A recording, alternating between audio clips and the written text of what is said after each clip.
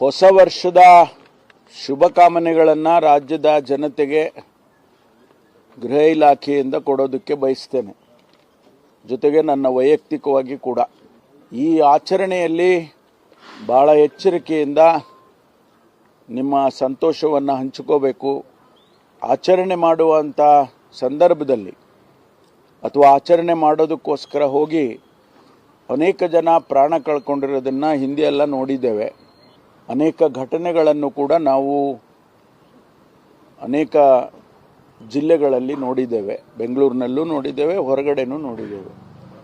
ಹಾಗಾಗಿ ಈ ಬಾರಿ ನಾನು ಈಗಾಗಲೇ ನಮ್ಮ ಹಿರಿಯ ಪೊಲೀಸ್ ಅಧಿಕಾರಿಗಳ ಜೊತೆ ಸಭೆ ಮಾಡಿ ಎಲ್ಲ ರೀತಿಯ ಸೂಚನೆಗಳನ್ನು ಕೊಟ್ಟಿದ್ದೇನೆ.